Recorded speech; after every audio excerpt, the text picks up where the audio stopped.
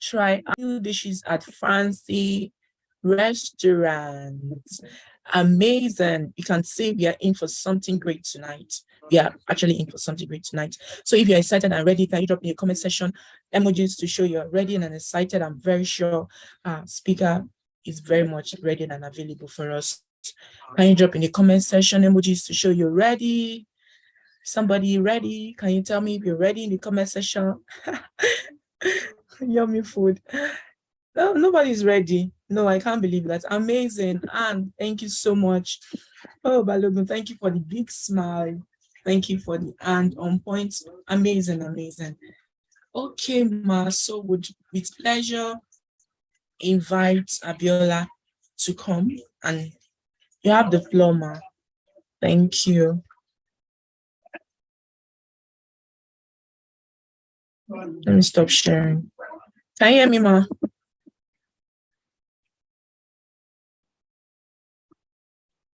She's on the call. I thought I saw earlier. All right, welcome. Good to have you. Over to you, Ma.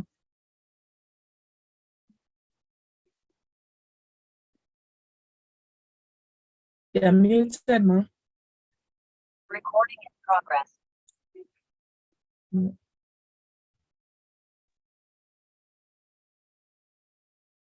On the call. Good evening, everyone. Good evening. I'm delighted today to be in our midst and to be able to share a little bit about what, about culture from a perspective that is slightly different, but not totally different, because I know we're all HR gurus on this call. I've been hyperventilating all day, thinking, who are the people that are going to be on this call? Who am I going to be speaking to?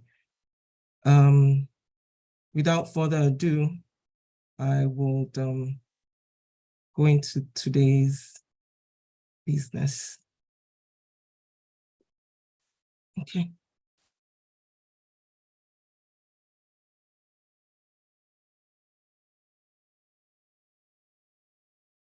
Hold on just before I share.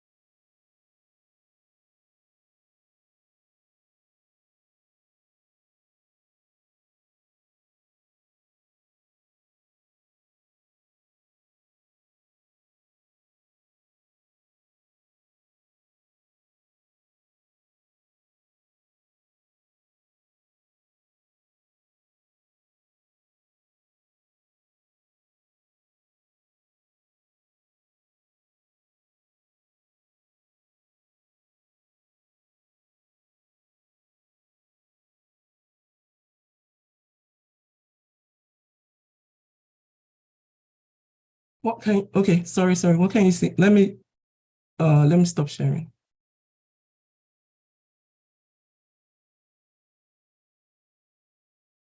Just a few seconds.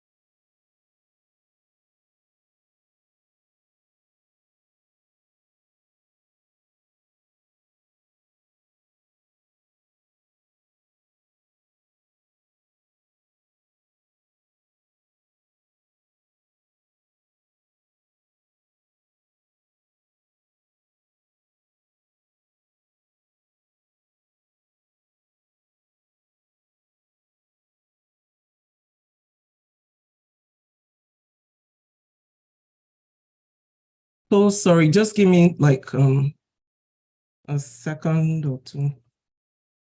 Okay.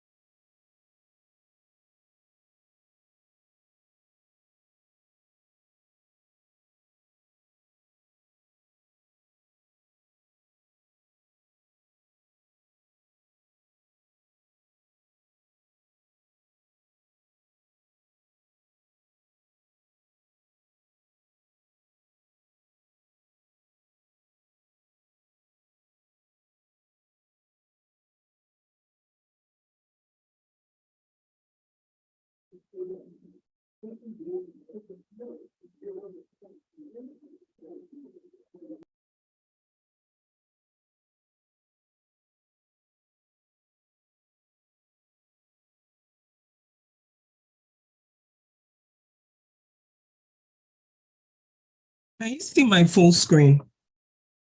What can you see on your side, please? You can see the first slide, ma. The culture imperative to drive and achieve. Yes. Okay. That's the only thing you can see, right? Well, we saw the other slide lined up one after the other underneath. Yes. Oh, sorry. Like page 1 to 20. Sorry. Okay, so just give me one more minute. I apologize for this. Mm.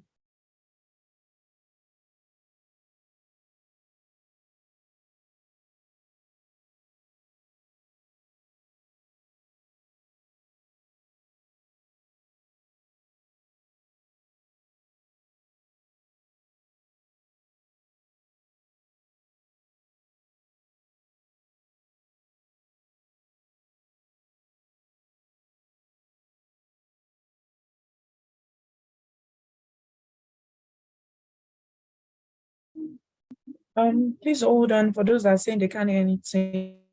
She would start right in few minutes time. She's just trying to project her presentation. So just hold on. Yeah.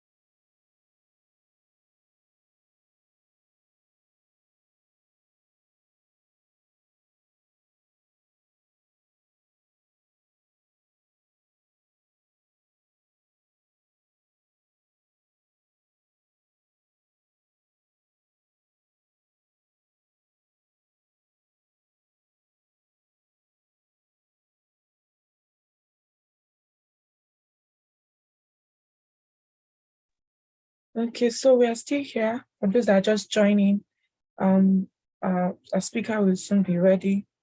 So just be on standby. If you have not heard anything, don't worry. We are still here. We'll start soon.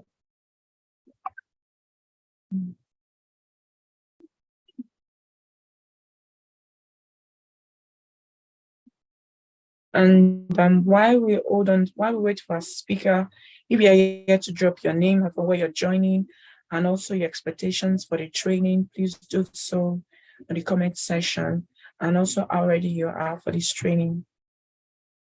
Yes, if you have not dropped your name, please drop your name and where you're joining from, expectations for the training would like to know, and the speaker would also like to know, so that we can meet those expectations.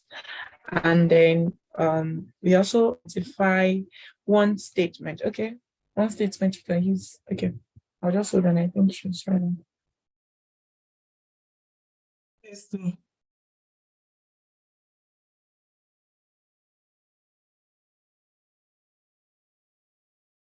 so,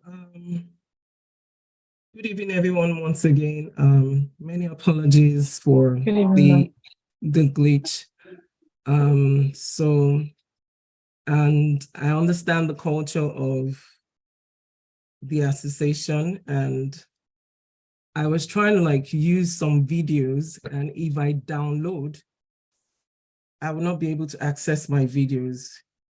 So I was trying to present directly, but it just didn't work out. So I would sincerely like to apologize for the time I've taken to, download again.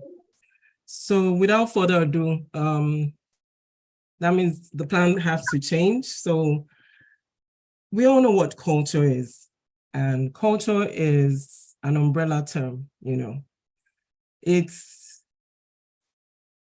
basically the behavior that people show in institutions, in countries, in societies, depending on wherever, where, the tangent is and where we want to focus on. So I'm using the Wikipedia definition of culture because there's so many definitions we can use.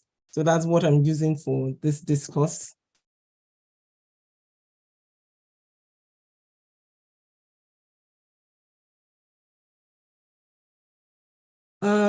Organizational culture, what is organizational culture about?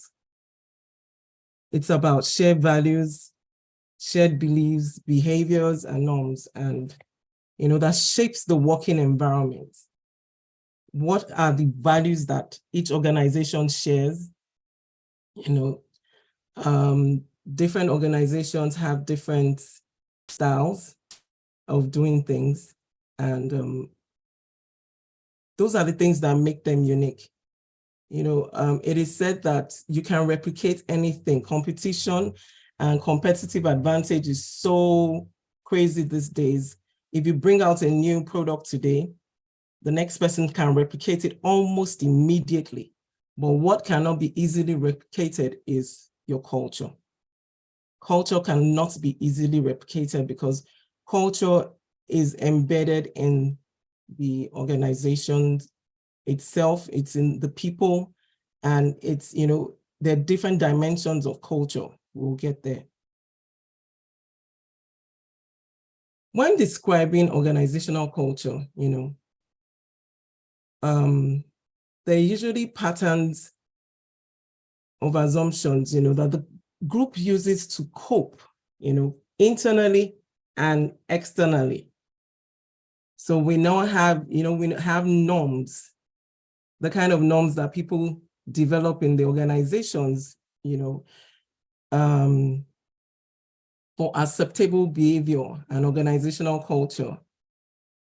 There are three distinct dimensions of norms. What is the content of your norms? What does your norm define? What is inside those things that you normally do? Then what is the consensus? In consensus, I'm talking about what's the general consensus, how many people accept it, how many people actually behave like that.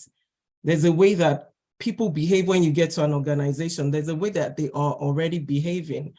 One of the stories I wanted to share about this norms is there was an organization that I was privy to train in, a Nigerian oil and gas company, and we were training the new onboarded staff. They had a robust training, they had onboarding, and then we had to finish it with an assessment center. And I started asking some questions. I said, okay, they're trying to sell a particular kind of culture to these new intakes. But by the end of this training school, they're going to integrate into the organization and they're going to become a part of this organization. These new things that were, there are fantastic ideas that the CHRO had and the CEO had and the, all the top management had. Are this part of everyday life, everyday living in the company? Is this what everybody does naturally?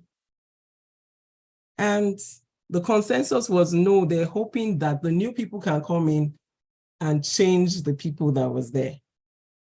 And most of the time, when it comes to consensus, it's the existing practices that usually is more dominant in organization than there. So also then the intensity of feelings. The intensity of feelings really refers to what are the emotions around it? What are we feeling about? How do people perceive? How do people see those cultures? And of course, we all know this Shen's, its culture model, which talks about the artifacts, our values, and the assumptions and beliefs. Now, artifacts are the ones that you can see with your eyes.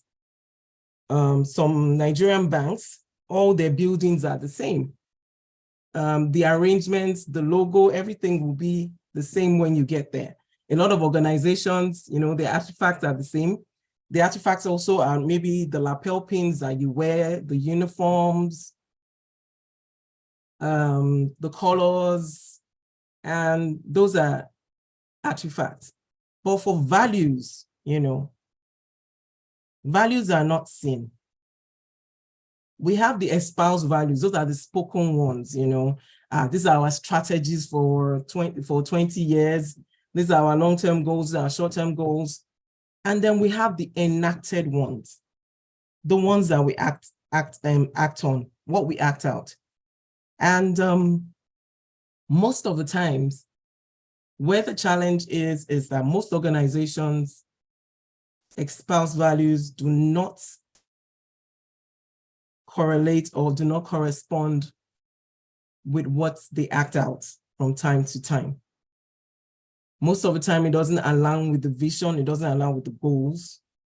And when a lot of the goals and visions were being crafted, sometimes they were crafted not thinking about how it's going to affect the day-to-day doings. And then there are the assumptions and beliefs. These are very, very, very, very important, They are ingrained and they are subconscious things, and you just see it's the first 90 days of an employee in an organization, that person will be able to tell you that people are doing certain things in a certain way that everybody else that was already in that organization is already used to doing those things. So it takes a new person coming in to be able to just say, oh, when we got here, they were doing this and doing that. Also, I'm going to talk about organizational culture again. You know,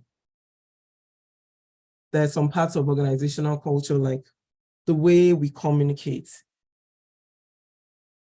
As I was talking about assumptions and beliefs, the way we communicate, they're part of it. The guiding philosophies for management, and you know, what guides decision making.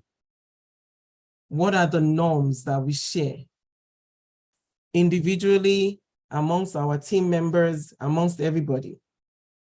What are the rules, you know, of the game for getting along within the organizations? Are they all spelled out? What are the dominant values held by the organization? And what is the organizational climate? You know, what's the climate within the organization? Is the organization an ethical organization? Is it a non-ethical organization? Is it an organization that, you know, just do things anyhow, as long as they get customers, there are no defined values? Now, going further into the topic, you know, the organizational culture imperatives, you know, that refers to the essential nature of organizational cultures and how, you know,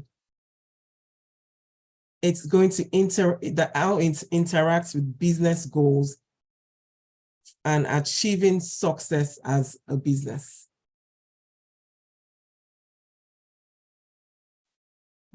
Let me see if it's still going to work. No, it's not working. Oh, shit. Okay, so I'll leave this. And so there's a quote, you know, that was said by the CEO of Microsoft. Everything he does or I do is a reinforcement or not of what we want to happen culturally. You cannot delegate culture. The former CEO of Microsoft, and like I said, that every other thing can be replicated.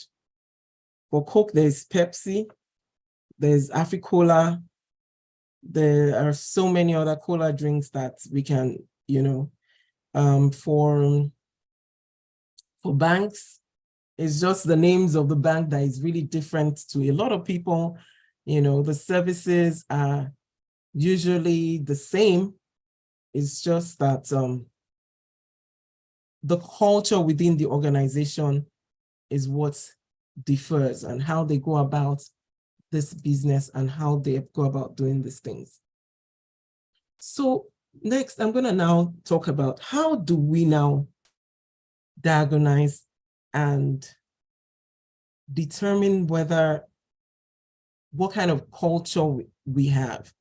So now to get to this desired goal of a good, you know, culture in an organization,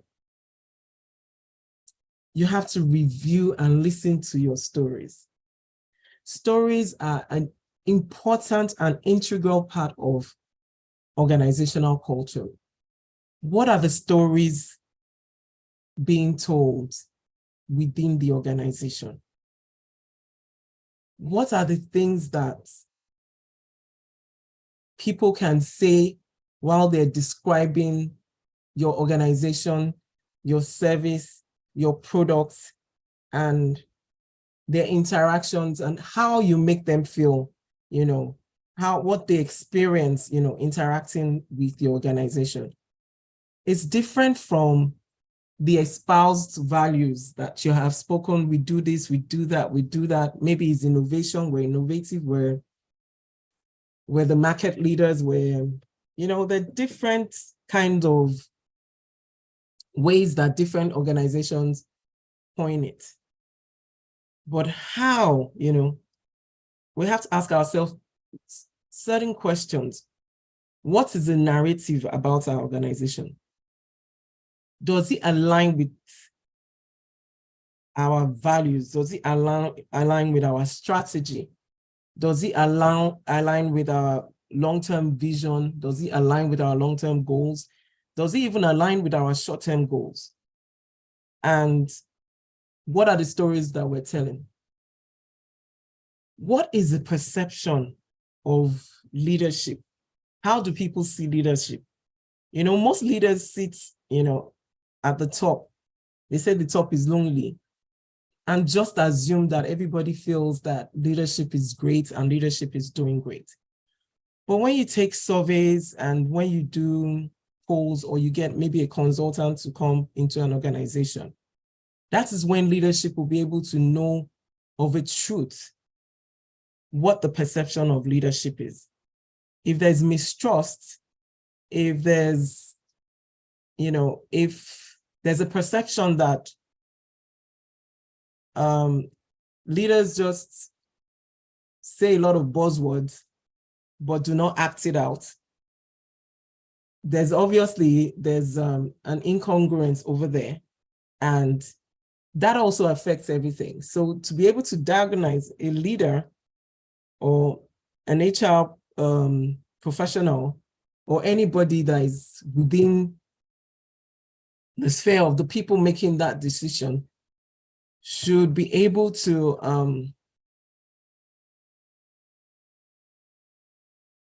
check if, what we call our values, if it aligns with what, leadership is actually doing. Then we must have an understanding of the existing culture. What kind of culture exists right now? Where do we want to get to? And where are we right now? We have to have that honest conversation within the organization. We need to be able to create anonymous surveys to gather information within the organization, and even sometimes, in some cases, our customers, depending on our line of business. Observe behaviors. When you have maybe things like town hall meetings, when you have any gathering, if your organization is a place where people find it easy to suggest, come out and say things at meetings, you begin to be able to decipher that, okay, we have an organization where, a listening organization. But if at such meetings, people just sit down, nobody wants to suggest anything, then a leader is beginning to see that, oh, there's a perception here that whatever I suggest at the end of the day, nothing is going to happen. What are our value statements? Do those values, are they only expected from the employees, or leadership are supposed to also emulate those values? And above all this, it's always better to have like a third party organization, because it requires a lot of research, it requires a lot of case study, and it requires a lot of time to be able to diagnose and to be able to work on, improve on culture. But can we do it in small bits with the first set of nuggets I said? Yes. That will be, after doing those things and being able to pinpoint that, oh, we need to do this, we need to do this. And, those are the things you can do in-house. And then if, of course, I know there are MSMEs and smaller organizations that might not be able to afford,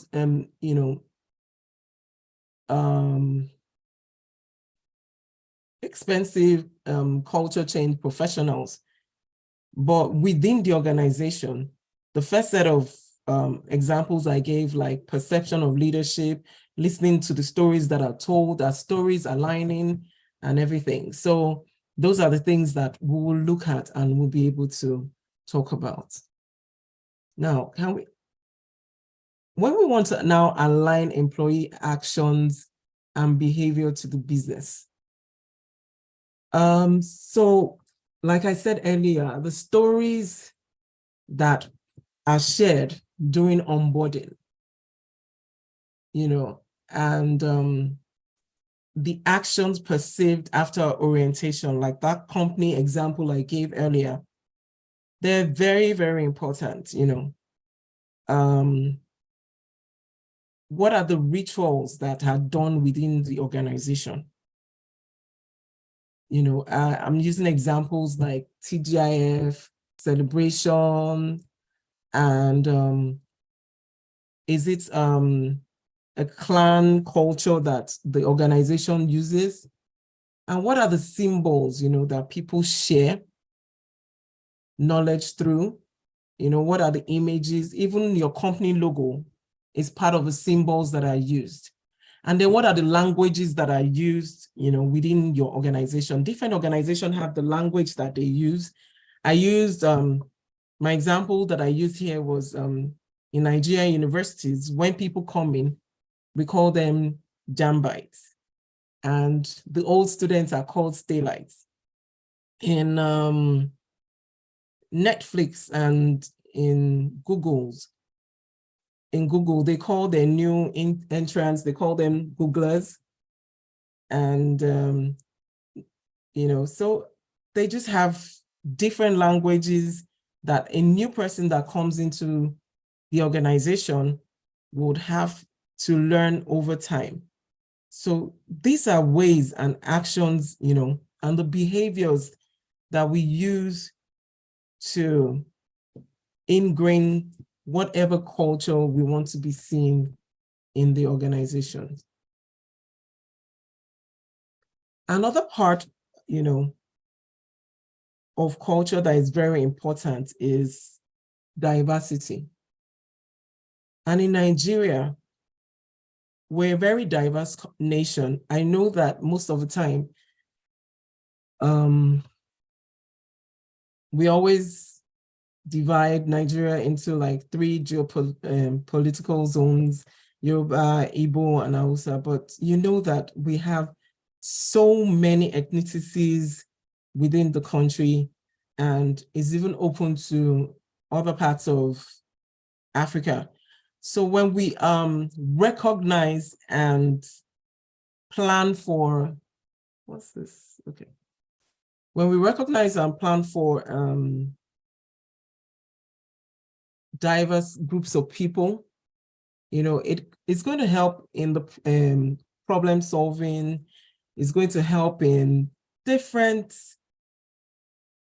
activities, processes, and everything that you do in the organization, the different viewpoints, it gives a robust environment. And another culture that is very, very, very key is a culture of transparency, where, the plans and everything that everything that is done in the organization is open. When it is open, it encourages trust. Transparency encourages trust, and it encourages trust. It encourages engagement. It encourages different collaborative ideas, and people begin to be they begin to be part of the organization. It's been seen that transparent organizations are organizations whereby the turnover is usually lower, because people have a buy-in and understand what is going on. A lot of organizations that information and communication is not open enough, usually there's always that challenge of mistrust. Another way of aligning our business processes and aligning our culture with the success of the organization is through socialization.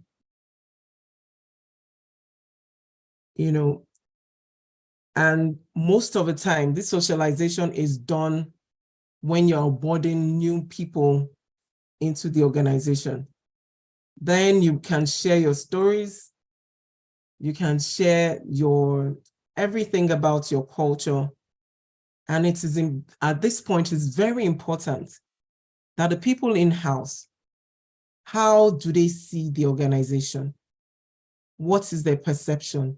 And what stories are they going to share with the people that have just joined the organization? So there are different types of socialization. There's the anticipatory socialization. And this is usually for the newcomers, you know.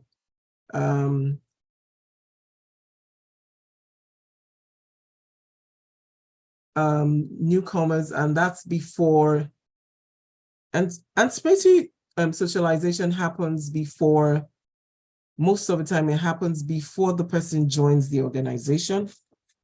When you're shopping for an organization and you're trying to know, does this place, does it align, do their goals and their vision, does it align with mine? You're anticipating your socialization with them. Also, the entry and assimilation, how, you know, when you've come to join this organization and you're there and, you know, and this has to do with your job roles, your task, your relationship at work. The third socialization process is metamorphosis, which has to do with the newcomers, you know. You begin to master the job and you're already part of it, just like what happens in the life of a butterfly, you know. It's the different phases of socialization, and socialization is one major way to enact culture in organizations. Now, I'm going to talk about the reasons for cultural changes in most organizations. During a merger and acquisition that requires, you know, people being hired from different organization culture, different ethnic cultures, different national cultures, it's important to embark on a change of culture. And then when the existing culture of an organization is not aligned with where the organization wants to be, those are, you know, indicators to go into a culture transformation and a cultural change exercise. Culture change is very difficult, and culture is an inexhaustible topic, you know. Like I said when I began, it is so large, and the time we have, I might not be able to touch so many other areas of culture. So organizational culture change. So I'm just touching these areas because most of it are subconscious. They're things that, you know, they're ingrained in our norms, they're ingrained in the reward system, they're ingrained in the way we do it. That's, you know, when you join some organizations, I can remember a particular organization I joined many years ago, and I had gone for training. I had learned so many things, and I was so excited about coming back to the office to start using all my new skills. And when I go back to the department, and when I go back, of course, I was a really junior officer then. You know, I just had, this is the way we do it here. And, you know, it was just within a couple of days, it was obvious that with what was there was no way we could start doing anything new. So like I said, if the existing culture is, you know, is not aligning with your written goals, your written, it is time for a change.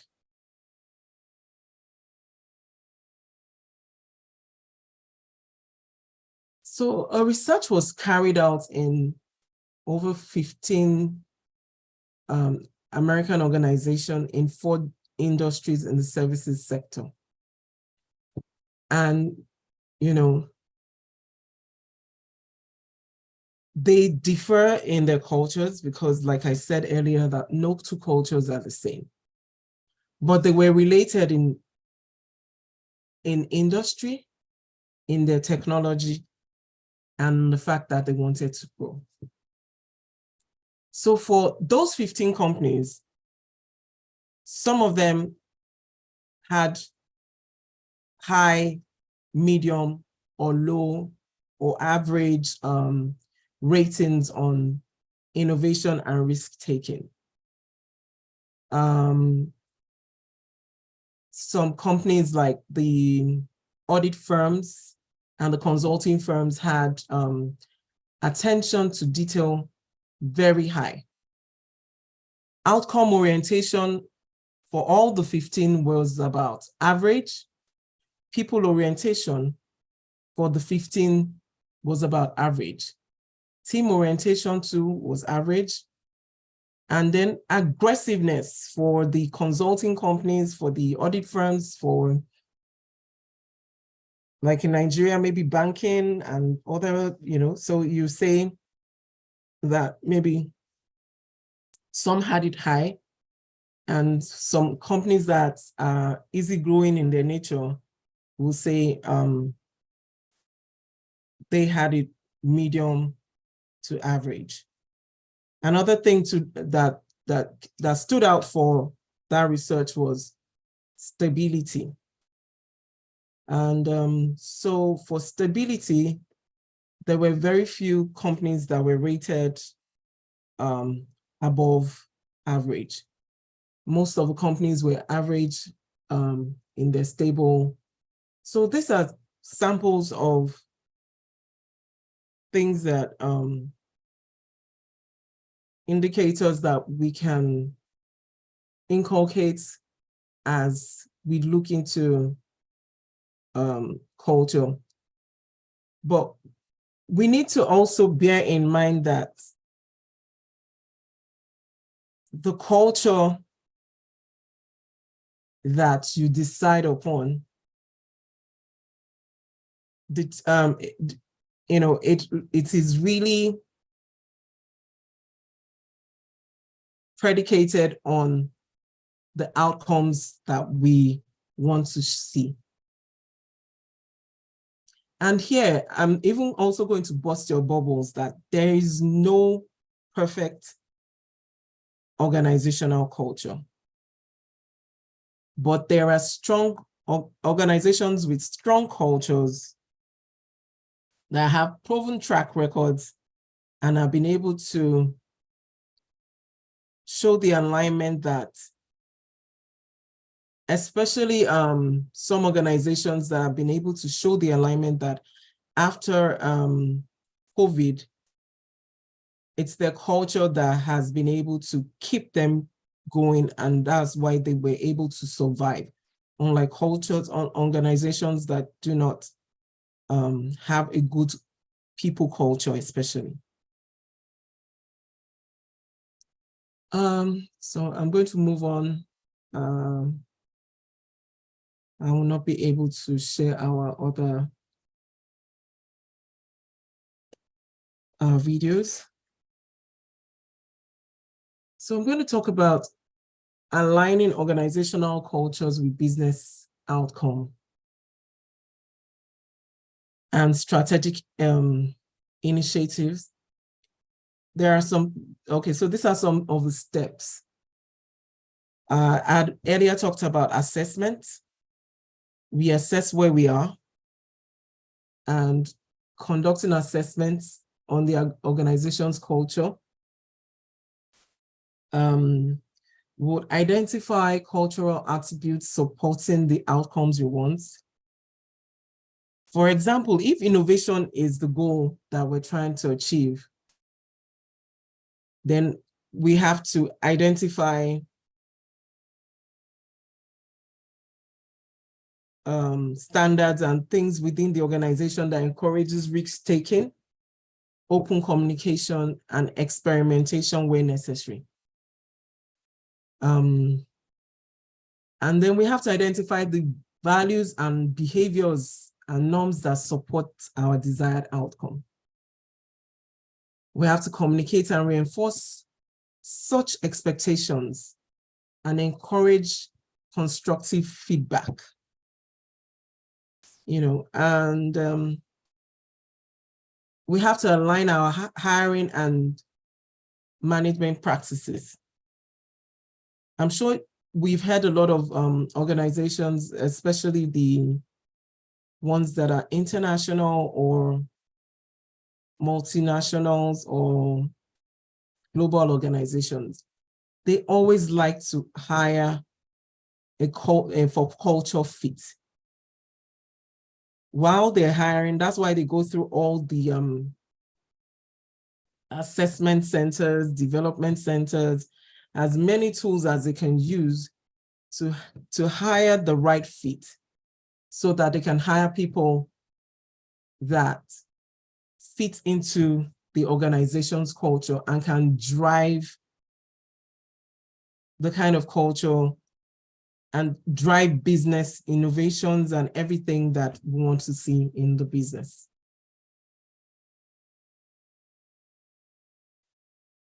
So what are the examples of organizations with strong culture?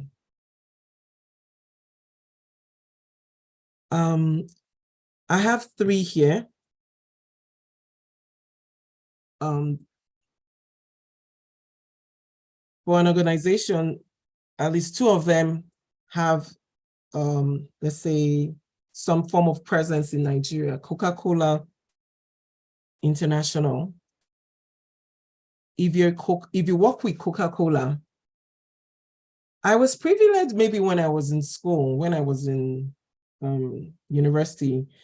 I used to do some hostessing and ushering work with Coca-Cola back then.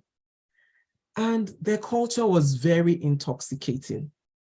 If you work in Coca-Cola, you get so ingrained into their culture that you cannot take any other beverage.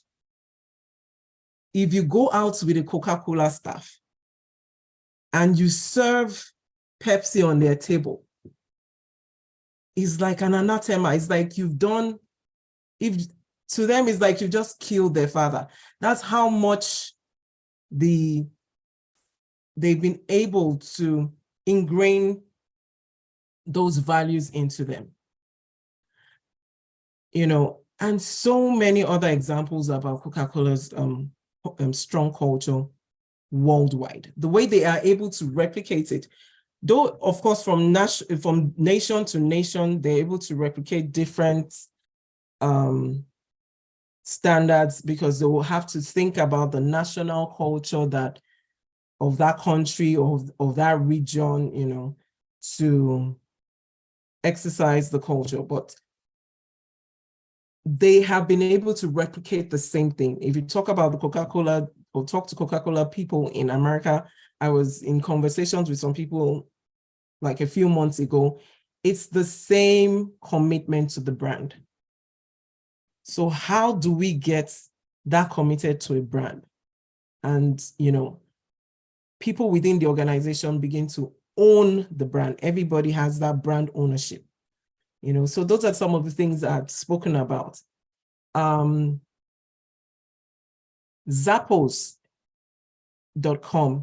It's like a shoe company. It's an online shoe company, and it has unique qualities, and is a very people-oriented organization. Zappos core values, you can Google it. They have like 10 core values, and they allow innovation. It's a place, you know, is a place where they allow freedom for creativity. Employees rule themselves. They're not supervised closely. The work culture allows people, you know, this thing they say in the American culture, bring your whole self to work. You can bring your whole self to work. Your hair can be any color. You can do, as long as you're loving it there, you know. It's a great culture. They have like 10 core values, you know, customer-centric and people-centric values.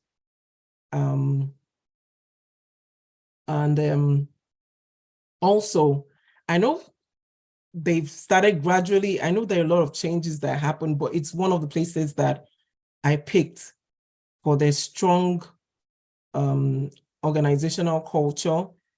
They listen to their people, they listen to their employees.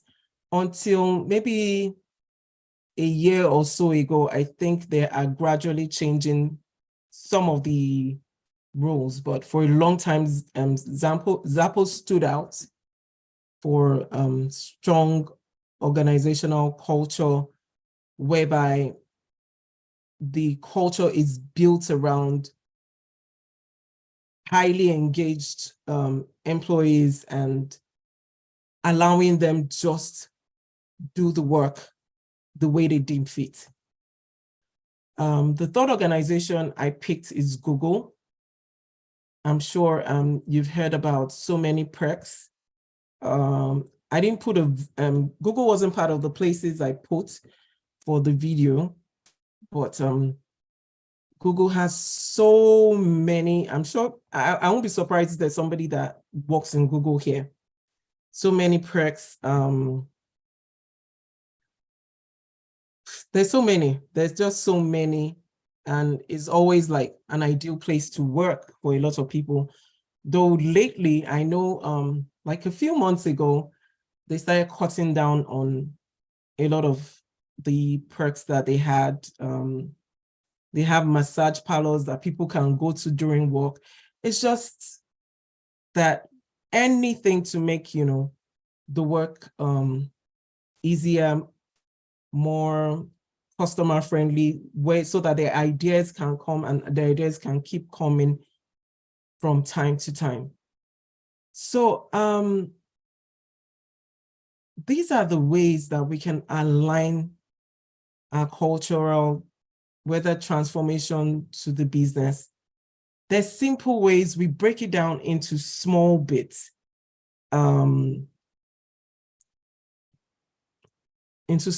We look at culture as simple as it is, but it varies from place to place. Each organization's peculiarities are very unique.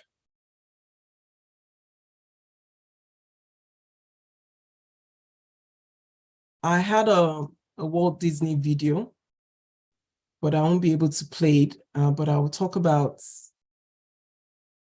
some of the things that makes Disney very unique. They go an arm and a leg for they don't call their customers, they call them guests. And they call their rides attractions. You know,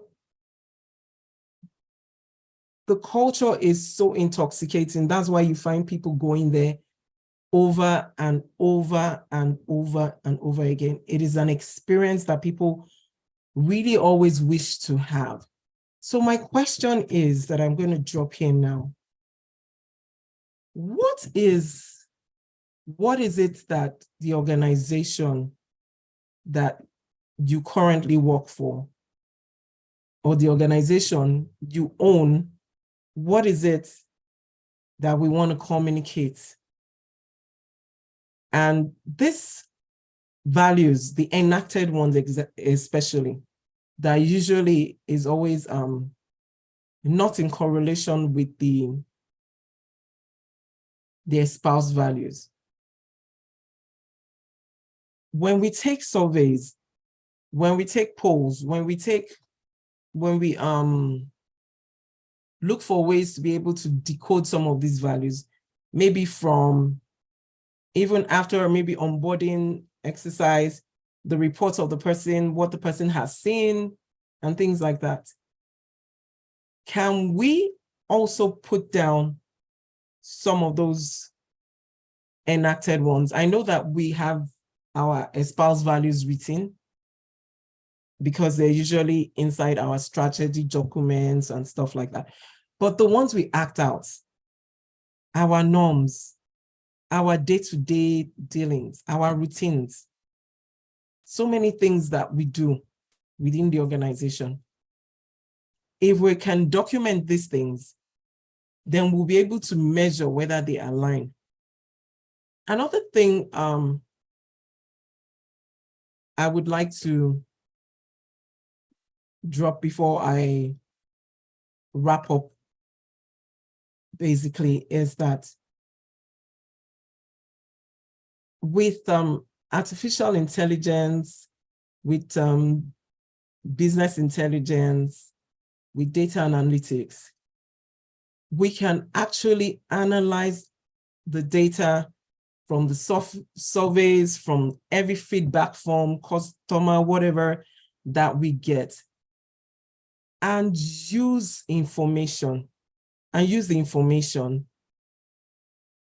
to create the kind of culture we want. Where in times when we can actually do this thing easier than before. What I've seen and what I've experienced a lot of times is that we do not measure or look at what culture has been like in the organization over a certain period. We just keep doing the same thing over and over again. And just like Bob Iger, the chairman and chief executive officer of Walt Disney says, the riskiest thing we can do is to maintain status quo. Thank you.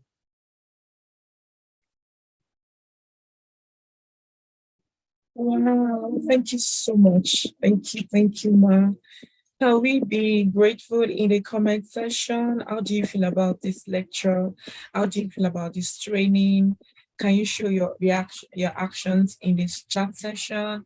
I feel so full. I feel so knowledgeable already in the culture aspect. Amazing. I feel amazing. I feel educated already. Like my tank is full already. Thank you so much, Ma. Said it's been insightful, amazing. Thank you, insightful again. So if you have questions, can you drop in the chat session, or if you can unmute, you know where you are is not noisy, kindly raise your digital hand so that we can call you. Anybody with questions? Thank you. Very insightful presentation. Rich, simple, and demystified. Amazing. Thank you. So while we wait for questions, I'll just read out a few sentences I was able to pick, maybe like 5 of them. Talk about there must be alignment between your values and what you act out, like synergize. Everything must speak same across organization, whether the ones you speak versus the one we think down or versus the one we can't see. There must be an alignment. And then you also say you cannot delegate culture. It has to be lived and upheld and sustained by everyone. You can't say, leave this while I do this. It has to be lived. Cultural direction must be clear, so everybody knows what they want to do and what's expectations. So it's aligning the day-to-day work. Yes, another one I was able to pick is no perfect culture. We keep working on them every now and then. You keep working on it. Then you hire for culture fit. Don't hire for competence, so that it won't come to distort what you have been building, and then you continue to have somebody that can support in building. Yes. Driving the culture and values down for easy incorporation and replication. People need to, it should be a way you need to drive it in and all that. Then you document inactions so that you find a way to fit into the written down section. Do you do analysis with your survey questions and every information you have? Do you get them to measure how you're performing with the correct culture and where the gap, what are the gaps you need to fill in to get to the expected end? Another thing that was also an highlight was how you can use artificial intelligence to get information on how to create the culture you really desire. So thank you so much. Those are those ones I was able to pick. I don't know whether we have questions already. I'm not seeing any hands up, but let me see the session. Okay, I'm not sure we have any question. And I'm not sure I can see any hand. But we've dropped the attendance sheet in there. That means we have over understood the topic. Like, you did justice to it. Thank you so much. We cannot appreciate you enough. Thank you for enriching us tonight about culture and how we can add value to business. You need to understand it before we can start adding value. This is so huge for us. Thank you so much. I think we don't have any question. While we're just filling the attendance sheet. And if you still want to drop in. Okay, Osendi is asking a question, sorry. How do you improve culture in 100% remote workplace? Ma, we have a question from Olariwaju. How do we improve culture in a 100% remote place? Can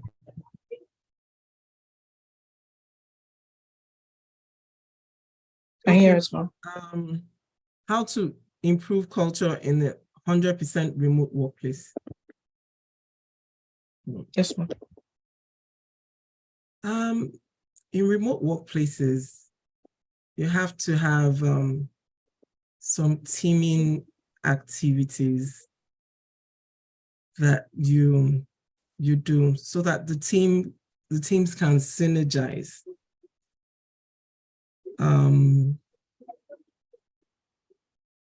Because if there's no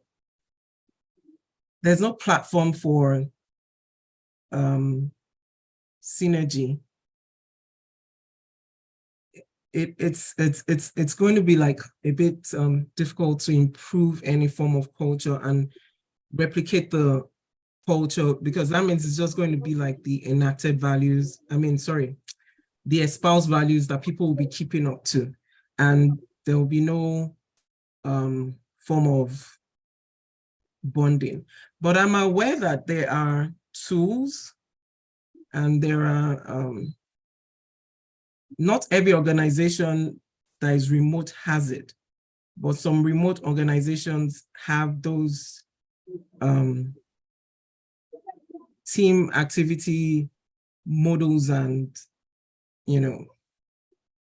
ERPs that can help with synergy. Yeah. Thank you. It's something I didn't really think about before now, but that's one thing I'm sure of, that there are a lot of tools remotely that can be used. Yes, thank you. All right, thank you so much, Ma. Osida asked the question, what do you say about leadership not allowing employment to ask questions during town hall meetings?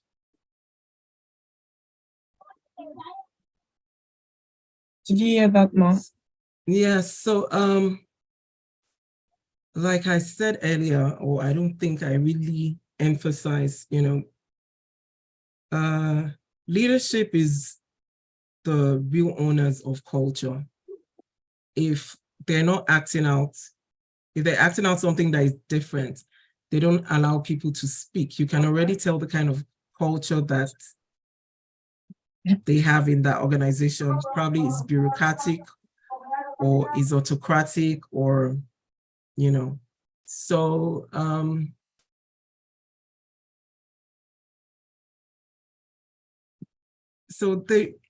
if they are not, there are two things I would say. If they're not, reinforcing new values or culture that you just joined of, Since you just joined, I would advise that you need to study the organization and still see if there's a way you can communicate your findings. And if you cannot communicate your findings, so I need to understand, are you, are you an HR leader, or are you supposed to be an influencer in any way? So that would determine the decisions you will take, concerning an organization that does not, that is clear that they don't want you to influence any form of culture. And like I said earlier, it's an organization's culture, and you might have noticed some things that you think are not right about the culture, but that's your perception of the organization's culture. Where is the organization going? And what they act out now, is it working for what their goals, their values, their strategies, their plans are?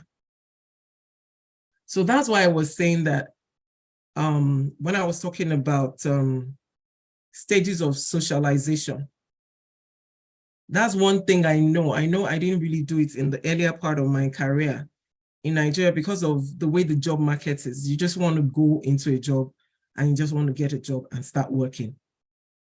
Do you really actually do a cultural assessment of the organization you're going to? Because I know that you can't know everything from the outside, but we also have our own individual values. And there are certain things that we can deal with or not deal with. And there's certain places that some people even say, I cannot work. Some people will say for religious reasons. I was working with somebody on a project and we were working in Nigerian breweries. And he was like, he's getting uncomfortable with this job because he was an alpha. And he said, if not for this, the fact that he's on this team, he will not even be stepping into the breweries. So if you have those kind of personal values in the first place, why would you pick up a job at the breweries? Do you get me? So those are some of the steps. But when you're already inside the organization, you just have to study and look for ways in which you can still influence. Thank you. We have 2 other questions in the comment section, but I would like to take Larry Wehel. Is Larry Wehel, can we unmute and ask a question? After you can take the other people from the comment section. Thank you very much. Mine is not a question. I just want to add to the answers that she gave to some of the questions. And the very first one on someone asking that, how do we enshrine culture in a system where they work 100% remote? I would just want to say that even though it's remote, it's more or less like being, it's the same thing. For as an example, if we are to join a meeting, let's say 9 p.m. and 9 a.m., and everybody will come in at 9:30. If a new joiner joins the meeting for the very first time, and he or she joins at 9 a.m., and he sees that nobody is there until 30 minutes later. Now, remember, culture is the total way of life. The person will begin to study that, oh, this is how these people behave. And over time, the person will align. Even I've worked in an organization before that our presence has spread across the nation. And there were some of my colleagues then that I didn't even see. But we could see that the culture was, the atmosphere was toxic. Because when you attend meetings, even though it's not physical, it's remote, because like I said, in fact, maybe at a time, maybe the MD is in the UK, some other people are in Abuja, some other people are here. It's just the kind of words that you hear that they say to people is unimaginable. And everybody can feel it. Even though we're working remotely, we were not in the same environment. You get me? So it's what those things can be seen or can be felt, even though it's not physical. So it's the same way of life that we exhibit. And remotely, we can do Thank God It's Friday and so, okay, in this area, okay, get something and you dance, we groove together. So the ideal thing is that while we are working remotely, what are those nitty-gritty that we do on a daily basis? So that's what's going to be said about our culture. Like you all say, it's not the core value that we place at the entrance of our organization. So I just want to add that to what she already said. And then, so my Oga, if you don't know, Mr. Henry is one of our guys. Just ask that question for us to brainstorm. Not that he doesn't understand what he talks about. That when a leader is talking down people when they have a town hall. Remember when we talk about psychological safety and there are 4 levels. I don't want to go into all that.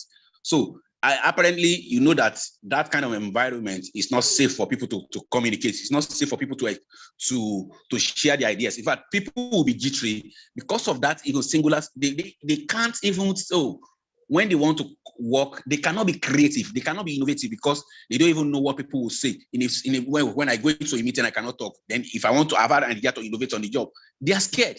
So for me, that is a no-no for me. Thank you. Thank you so much, William, for that contribution. So we'll just quickly take the 2 other questions.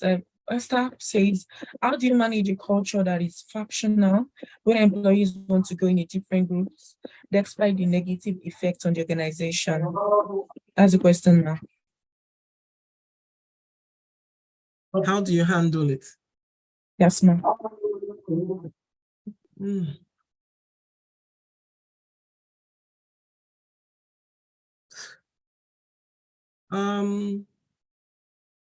Okay, so now that you've learned a lot of things about culture, I think it's to share the impact and, share the bigger picture with them of how the factions and the groups affect the organization as a whole.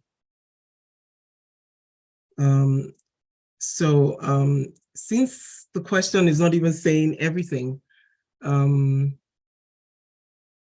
so how are the, I wish I knew that, how are the factions, how is it affecting the organization? Is it affecting the bottom line? Is it affecting the organization's climate? Is it becoming a toxic place to work? So if it's becoming a toxic place to work, I just think you just need to protect your own mental health. And in some cases, I would advise that if your mental health is not, if the culture of that place is not aligning with your own goals and values, you might exit that organization, depending on where you are in the organization. Yes. All right, thank you so much, Ma. I think you've also spoken on this question. What do you do when the leadership is not cooperative in reinforcing new values, culture of an organization you're just joining? I believe it starts from leadership. So I would say 2 things. And I will say it from my experience. If you're trying to share new things with a leader that does not, especially if it's like an SME that doesn't want to change, because it's an owner-manager business, I would advise that you begin to plan your own exit. Because leaders are the owners of the culture. It flows from the head down. Everything they do, just like Larry was talking about lateness, it reminded me of an organization where it was strange to me. That was the only organization in my life where there's a management meeting and the ED is already seated and people are strolling in. I almost fainted the first day I saw it. Everybody was coming when they felt like.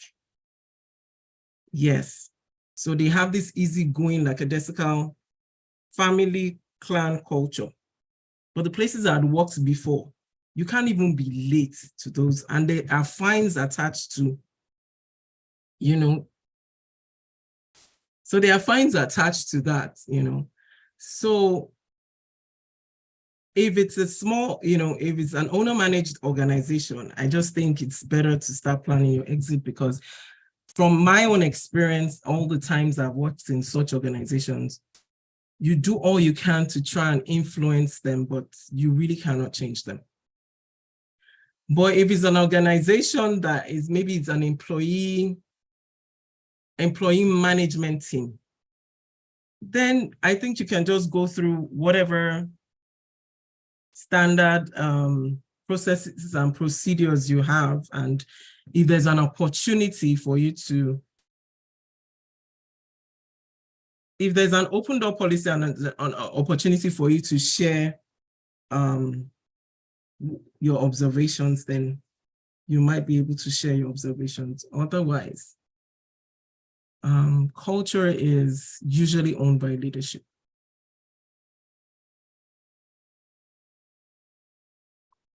People said they can't hear you.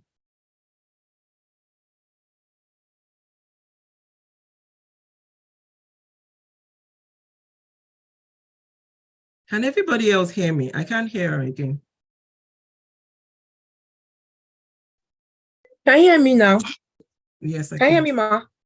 Sorry Yes, about I that. can. What do you advise in a department that does not have a culture of internal staff growth, that is internal recruitment? They rather recruit on an outsider to take over an open position instead of promoting an existing staff to take over that position.